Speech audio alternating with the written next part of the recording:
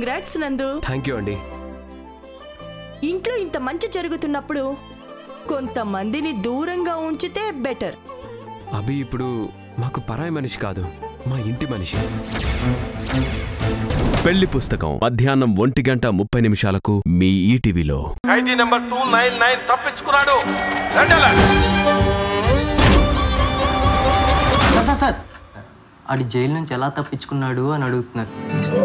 జ్ఞాపకం